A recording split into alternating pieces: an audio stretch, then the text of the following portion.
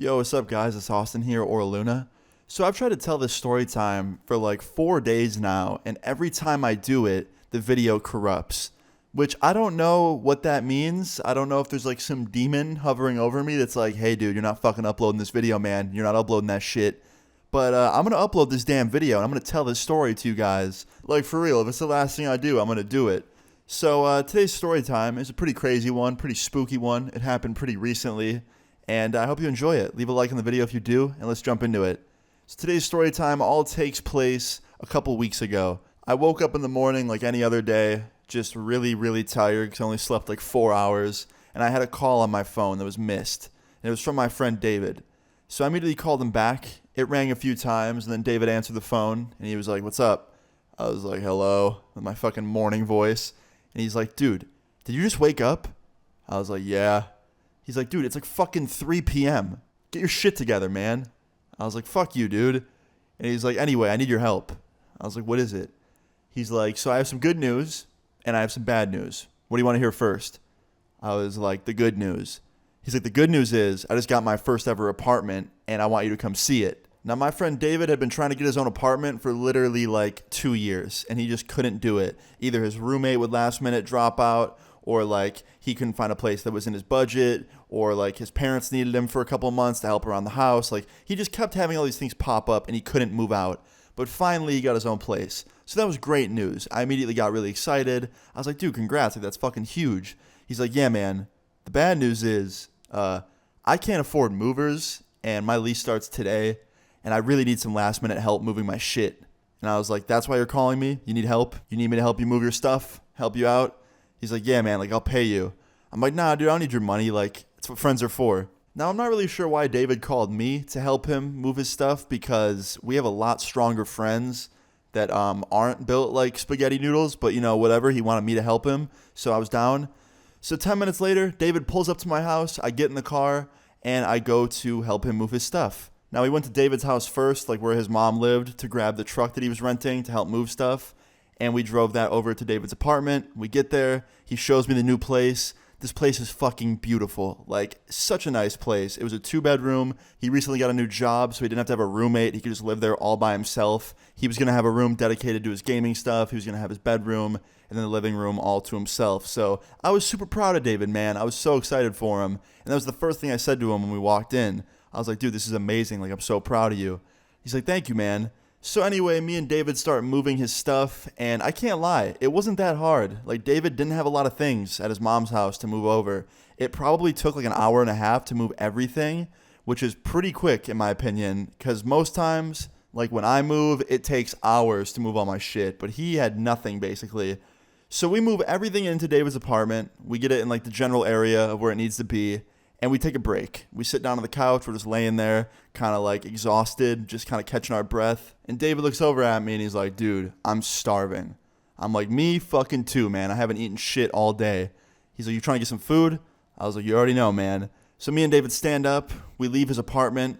We get in the big rental truck that he had. And we go to a restaurant nearby and we start eating. Now, the restaurant we went to was like a pizza place, and we had a friend there that actually worked there. So every time we'd go there, our friend would hook us up with free pizza, and he'd like sit at our table and hang out with us.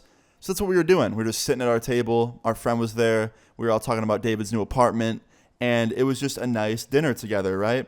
We ended up spending like an hour there. We were there for a pretty long time, and after an hour went by, we realized how long it had been, and we're like, "Shit, we should probably get back to the apartment and unpack some more stuff." So me and David get up. We say goodbye to our friend, and we head back to the apartment to go unpack David's shit. And we get there, we walk into the apartment building, we walk up to David's door. Now, when we walked in the apartment, it smelled really weird in there. Like, it didn't smell like a brand new apartment like it did before. It smelled like weed and cigarettes, which I thought was strange. Like, this was a brand new apartment building pretty much, and I know the walls weren't thin. Like, it literally smelled like someone smoked a blunt, like right in the living room, right before we got there. So I look at him and he looks at me and he's like, "Bro, what is going on right now?" I was like, "I know, man. It smells like some dude just ripped a fat bong in here." He's like, "Yeah, dude." Anyway, and he starts unpacking shit. And we're just not really thinking much of it because we figured, like, you know, maybe the neighbor was smoking and it was seeping through the wall, and nothing was too out of the ordinary yet. But shit got real out of the ordinary when I went to David's bedroom. He was out in the living room unpacking boxes. I went into David's bedroom and started unpacking boxes in there. And when I walked in there, I didn't notice it at first, but as I was unpacking stuff, I started feeling a really cold breeze on my arm. Now I look up and the fan's not on, and then I look around and I realize the bedroom window is wide open, like just wide open. So immediately I walk into the living room and I look at David, he looks at me. I was like, yo, did you leave your bedroom window open? Because that shit is wide open right now. And he's like, what? And he runs in the room and he sees it and he's like, dude, I swear on everything, I checked every window before we left to go get food. I was not trying to get robbed the first day being here. And I was like, are you sure? Like, you really checked. You saw that was closed before we left. He's like, bro, on my mom. Like, I swear on her life. I saw that window was closed right before we left. Like, someone broke the fuck in here. And I was like, did you check if it was locked? He's like, nah. I'm like, okay, so it was closed, but it wasn't locked. He's like, yeah. I'm like, okay, so maybe the wind just blew it open. And he walks over to it and he closes the window and then he tries to open it while it's unlocked without turning the handle, and it would not budge. So it was pretty unlikely that the wind opened it. Like, yeah, even though it was unlocked, you still had to turn the window, like crank and open the window. So I look at him and he looks at me and I was like, do you really think someone broke in here? He's like, yeah, bro, like real shit. Now keep in mind, David's window is on the second story of the apartment building. So there was a tree right outside the window that kind of led right up to the window. So if someone did open that window and jump through it, they had to climb up a fucking tree to do so. So it took some real dedication to get into David's apartment.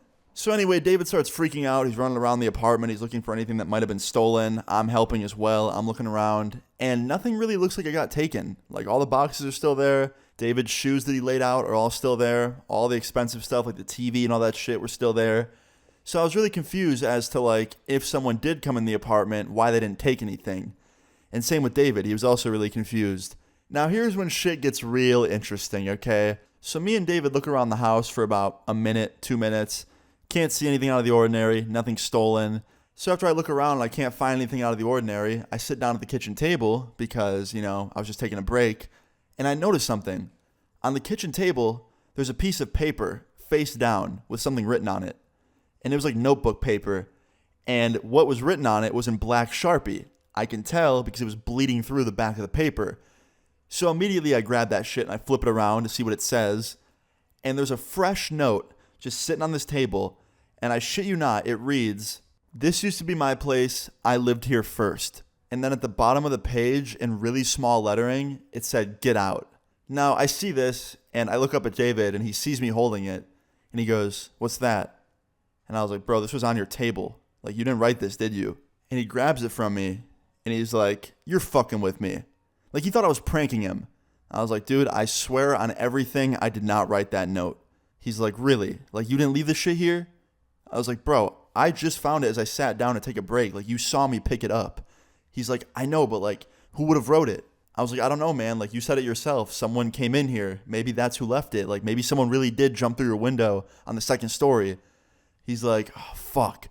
So immediately he freaks out and he calls 911 and tells them someone had went into his place while he wasn't home and wrote this creepy note. And they're asking him on the phone. They're like, "Is anything stolen? Is anything missing?" And he's telling them, like, "No, nothing appears to be missing, but there's a creepy note that's threatening, and my window was wide open when I left it closed, and someone came in here." So they send an officer over to check the place out. David talks to him. They talk for like 20, 30 minutes. He makes a report or whatever.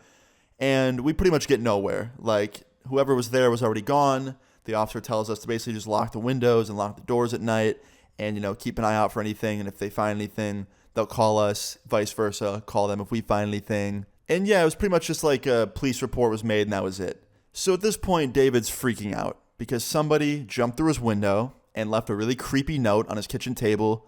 And, his personal space basically got completely invaded by some stranger.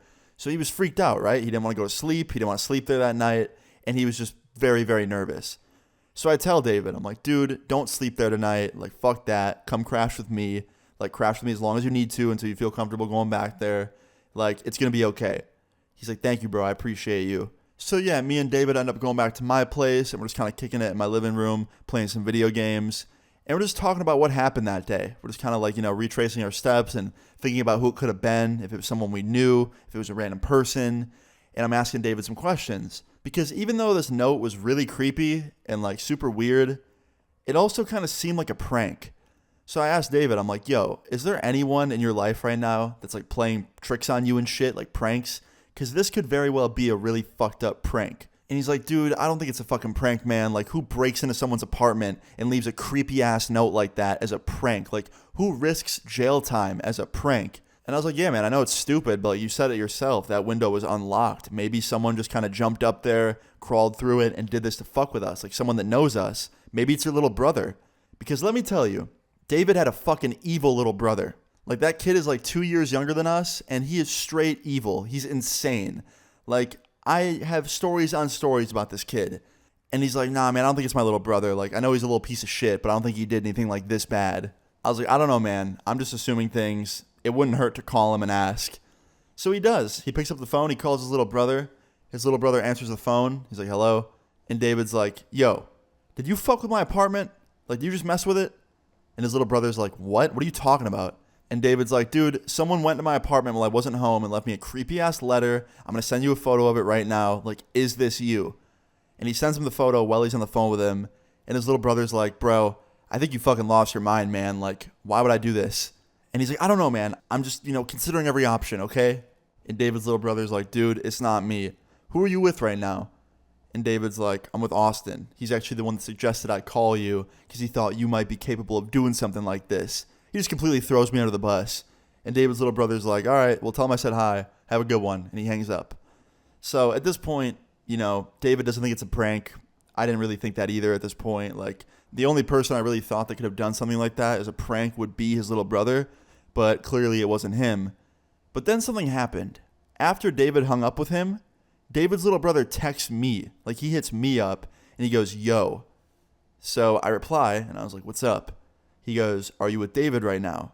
I was like, yeah, we just called you, remember? And he's like, yeah, go to a different room right now that David's not in and give me a call back. So I go into the other room. I go to my bedroom and I call David's little brother back. And he goes, yo, are you alone? I was like, yeah. He goes, bro, it was me.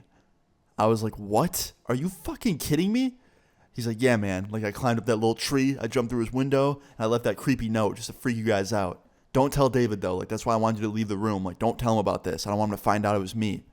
I was like, bro, I'm snitching on you. I don't give a fuck. Like, David's freaking out. He called the cops. Like, he's tweaked. He's like, wait, he called the cops? I was like, yeah, bro, you fucking freaked him out. He thought someone broke into his place. He's like, fuck. Don't tell him I did it, man. I want the cops looking for me. I'm like, dude, you're an idiot. And I just hang up the phone on him. And I walk out in the living room.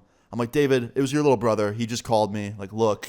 And I show him the call. And I was like, he just admitted it on the phone. Like, it was him. He goes, are you fucking kidding me? I was like, yeah. He goes, that little prick. And he stands up. And I didn't know he was about to do this, guys. Like, I don't know if I would have said that it was his little brother if I would have known that David was about to do this shit. But David picks up his phone and calls the cop back that he just saw. He had his personal cell phone number. He gave it to him. And he goes, hey, officer. Yeah, it was my little brother. Yeah, it was just a prank. But I'm not too happy about it. I still want you to go and warn this motherfucker to never do it again. And I shit you not, he sends the police to his mom's house where his little brother still lives and has them knock on the door and threaten to arrest his little brother if he ever does that again. And he actually did it. Like, the officer really went there and scared the shit out of his little brother. And he made him say sorry to David and me face to face. Like, we met them there. We saw the whole thing go down. And he apologized to us face to face. And yeah, needless to say, David's little brother was very pissed off. Like, after the police left, he looked so angry. But at the same time, he couldn't really do anything about it. Because if he did, he knows that they would just come back and probably arrest him. So it was a very dramatic night, to say the least, with a lot of family drama. Like, David's mom came out after the police left and was like yelling at David and his little brother, just saying that they need to like get along better and stop doing this type of shit to each other because it's not funny. And yeah, it was just a dramatic night. But luckily, the good thing is about this story is it wasn't some creepy stranger breaking into his apartment and leaving that creepy note. Like, it could have gone a lot worse, like way worse. I'm just glad that I had the idea that it was probably a prank. And I'm really glad it ended up being a prank because, like I said, if it was like an actual intruder, that shit would have left us with like extreme paranoia and like a bunch of anxiety for days and days and days, if not months. Because, yeah, man, I don't want David's first apartment to be a shitty experience. But yeah, guys, moral of the story is don't fucking do that to people. It's a really messed up prank. Can't just go breaking into people's places. That's not cool. And that's pretty much that. I hope you guys enjoyed this story time. If you did, please leave a like on the video. I'd really appreciate it. Feel free to leave your story times in the comments down below, and subscribe if you're new. See you guys all later. Peace.